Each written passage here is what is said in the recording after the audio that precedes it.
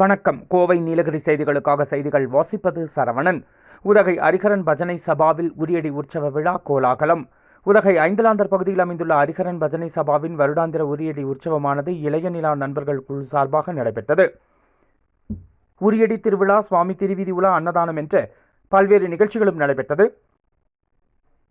இதில் ஏராளமான பக்தர்களும் பொதுமக்களும் கலந்து கொண்டனர்.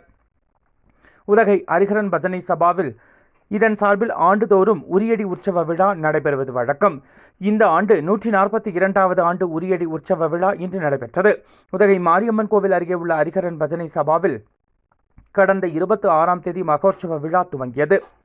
தினமும் மாலையில் பல்வேறு இசைக்குழுவினர், நாட்டிய குழுவினர் சார்பில் கலை நிகழ்ச்சிகள் நடைபெற்று வந்தன. அனைத்து மகளிர் ஆன்மீக சங்கங்கள் சார்பில் கிருஷ்ண ஜெயந்தி விழா நடைபெற்றது. தொடர்ந்து சுமங்கலி பூஜை, 31ஆம் தேதி இசை நாட்டிய நிகழ்ச்சிகள் நடைபெற்றன. திருவிழா நாளான செப்டம்பர் 1ஆம் தேதி காலை மகா தீபாராதனை, கண்ணபிரான் முத்துப்பல்லக்கில் திருவீதி புறப்பாடு நடைபெற்றது. தொடர்ந்து பல்வேறு இடங்களில் உரியடி உற்சவம் நடைபெற்றது. இதில் திரளான இளைஞர்கள் கலந்து கொண்டனர். விழாவிற்கான ஏற்பாடுகளை ஹரிஹரன் பஜனை சபாவினர் மற்றும் பக்தர்கள் சிறப்பாக செய்திருந்தனர். கோவை நீலகிரி செய்திகளுக்காக எமது சிறப்பு செய்தி ஆசிரியர் தமிழ் வெங்கடேசன்.